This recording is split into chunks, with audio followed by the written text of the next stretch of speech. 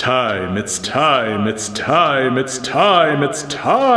for Let's Argue, where I go on the internet, I take your hot takes, your unpopular opinions, and your tough questions. I respond to the best ones in this video. That's what we're going to do. In this video, I asked you guys a specific question, a specific query. I wanted to know, in your opinion, what is the best album of the 90s? And yeah, you guys gave me tons of answers, lots and lots of answers.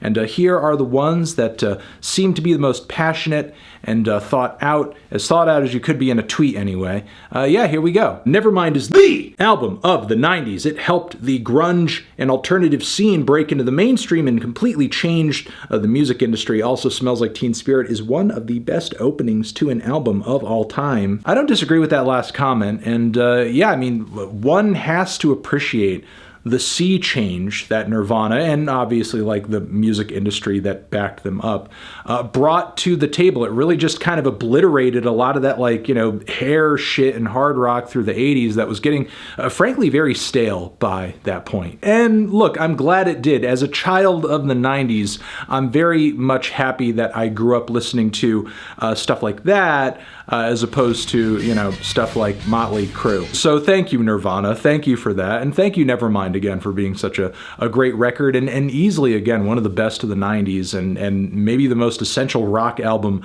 of the 90s. I don't think rock would have looked the same if not for this album coming out. So it is certainly a contender for best. This album is a masterpiece of sounds from trip hop to indie, lounge to bossa nova to alternative to harsher rock. It's the best possible culmination of just about all the sounds that make the 90s such an interesting decade. Honestly, this Chibo Matto record, I haven't heard this. I've not heard this album, or at least I didn't hear it until I saw this fucking tweet. And then I was like, okay, well, if you think it's one of the best albums in the 90s, I got to give it a listen.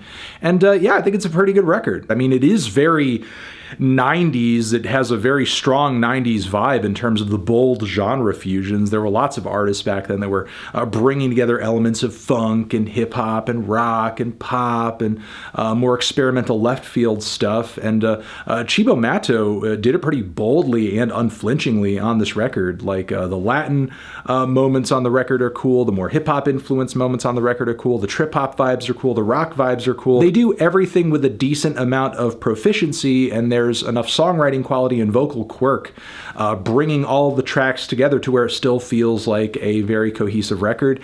I guess I'm not as intimately familiar with it as I think I would need to be to make a call as to whether or not it's like the best album of the 90s, but does it feel 90s? Yes. Does it have some great songs on it? Yes. And I think this is a gem. Ooh, Lauryn Hill. No one blended genres and ideas as genius as Lauryn Hill did. The ability to make this much noise with one solo record, as well as being able to age perfectly into the 2020s and influencing a lot of artists we love today, is something only the miseducation of Lauryn Hill can do. Well, I mean, look, it's definitely a contender. It's definitely a contender. Europop by Eiffel 65, even though it was released at the tail end of 99, it slaps the shit out of anything else the decade had to offer. The Italians ruled the 90s. First off, before I say anything, like, shout out to my brothers, my Italian ex-brothers, Eiffel 65. I do have to disagree, though. I appreciate your passion if it is genuine, but I'm still gonna have to say no. Death, Symbolic. This album is perfection when it comes to death metal. It's one of the most versatile and progressive albums in the genre's history. Everything from the vocals, riffs, the bass, the drums, lyrics, and songwriting is done at the highest level. Flawless record. It is one of the best records of the 90s for sure, even with, you know, sort of considering it's death metal. It's so good you can't really just limit it to one of the best death metal records of the 90s. It's easily one of the best metal records, period, of the 90s, if not just rock records. And the riffs are incredible, the performances are incredible, and it just personifies the potential of death metal music without feeding too much into many of the genre's cliches and stereotypes, many of which, like, you know, have created and have been like the building blocks for some great and amazing records. But like, it's amazing still how after all of these years, Death's music still doesn't sound like, especially this record, like a stereotypical death metal album, because as you listen to their stuff, especially this album, there's still elements of like thrash in there. There's still elements of like progressive music in there as well. It's a real cool mix, and just the playing is so great. The performances are so savage and are so energized. Just a great record all around. Just a kick-ass album from Death, for sure. Are people saying this? Are people saying this? Without Pearl Jam, we wouldn't have all of that amazing dad rock and post-grunge shit that drowned every dingy bar and flooded out every 2004 Mustang speeding past you in the 2000s. Is this a good thing? I mean, frankly, I'm not the biggest Pearl Jam fan, even of their early stuff. And when it comes to, you know, that sort of vocal style,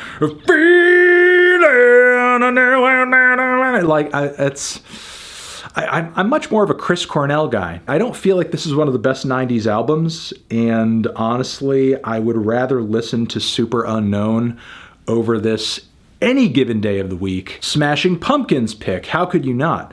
Although not Siamese Dream, one of the best double albums ever in my honest opinion. Beautiful level of variety from the harsher sounds on tracks like Zero to somber ballads like 33, and how could you forget 1979. Beautiful album. Yeah, I mean, it's a beautiful record. I think there's debate as to whether or not it's the best 90s album or even the best Smashing Pumpkins album, but yeah, it's up there. If we had to do like a top 25 of the 90s, it'd probably make it in there. Always Gonna Ride with Brown Sugar, Deangelo. Not only is it a fantastic debut album, but it's a hallmark of the classic sounds of the neo-soul movement, brought on by his colleagues like Badu and Maxwell and those who were inspired down the line. Miguel, Jhené Aiko, Bad Bad Not Good.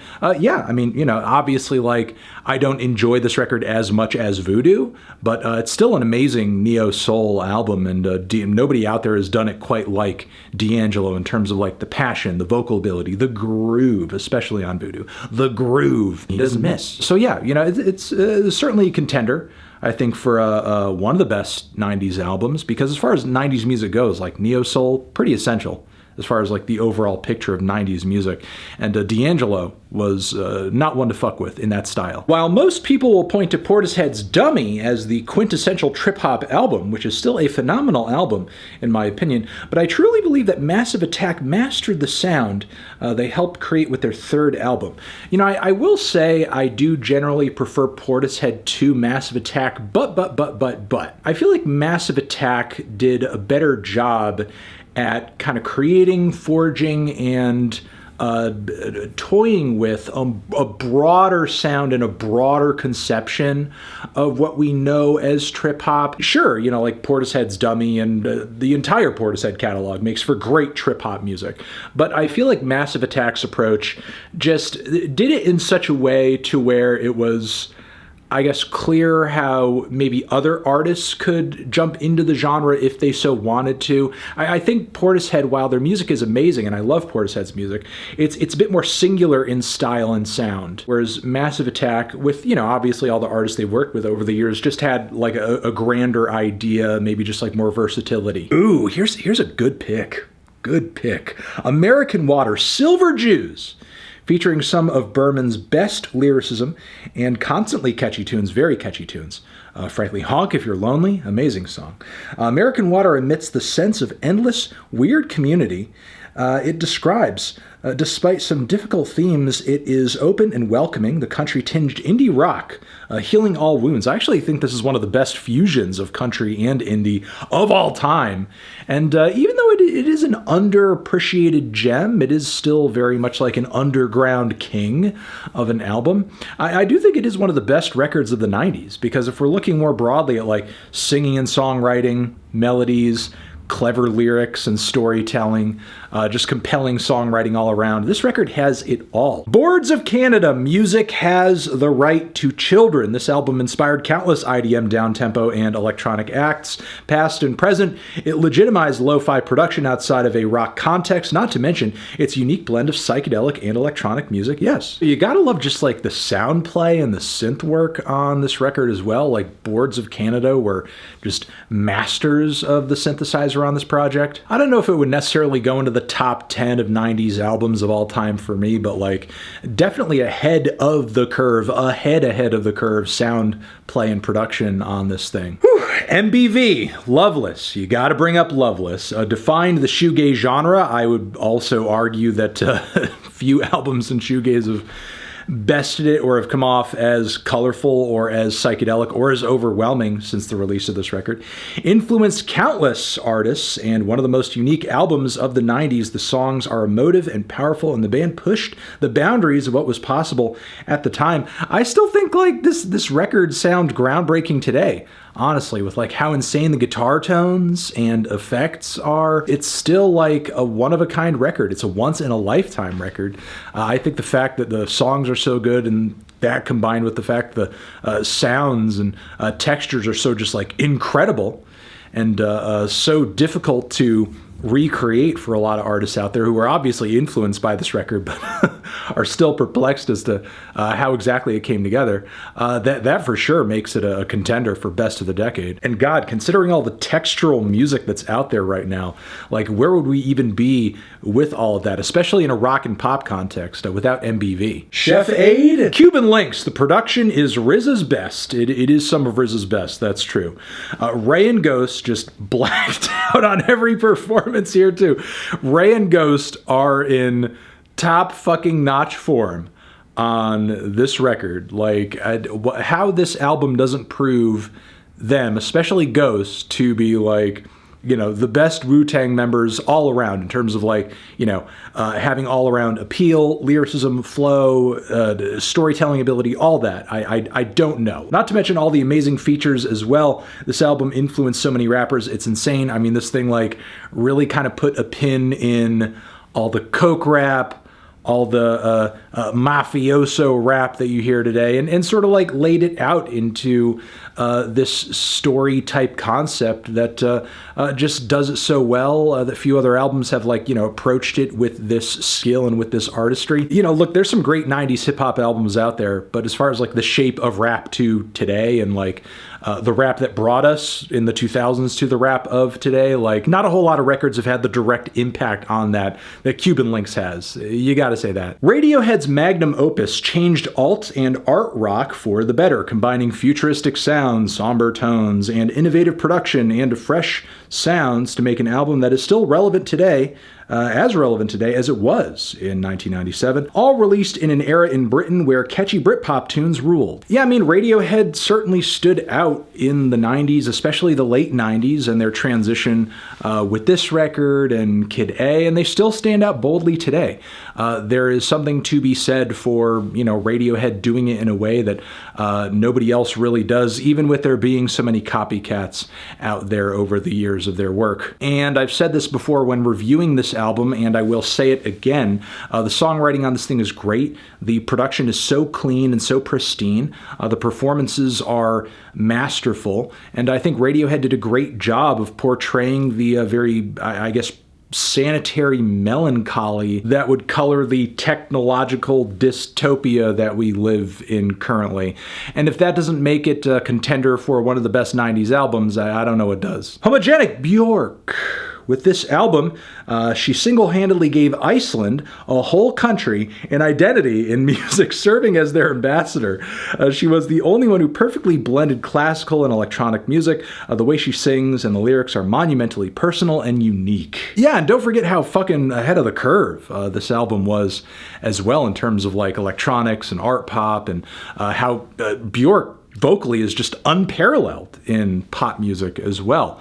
Often copied and imitated, but never really, you know, fully recaptured. You know, Bjork is a one-in-a-lifetime fucking artist, and she continues to prove that even with the record she releases today. So, you know, I mean, obviously it didn't start with this one, but she really hit upon a certain sound and direction and style on this record that I think she still takes a little bit of this album with her wherever she goes. It's been cool to see that kind of evolve and develop stylistically over the years. Is it my favorite Bjork record? Not necessarily. I think I like Vespertine a bit more, but this one is still killer. And for how much she nailed it on this album, and for how much it was of the time, but simultaneously still pushing the envelope, I think it's definitely a contender for best 90s. Laughing Stock by Talk Talk. It doesn't really do a good job at representing the 90s, but in a way, that's why I love it. It feels like it could have been from any decade. It's calm, introspective, and also rather melancholic. Amazing album, not to mention the great songwriting and wonderful nuanced instrumentation on this record as well. I would like to, point out your comment here as being very legitimate and very valid.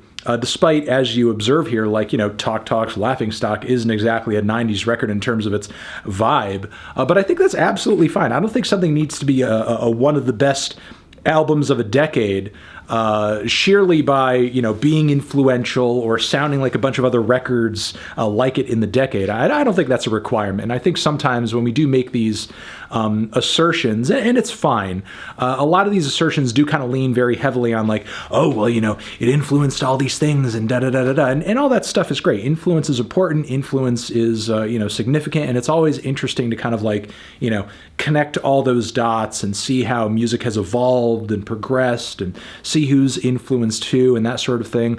But, this album is just a great record. Greatly produced, written, performed, everything. It's a beautiful, one-of-a-kind, unique record that also, you do have to give the album its dues in terms of influencing stuff like post-rock.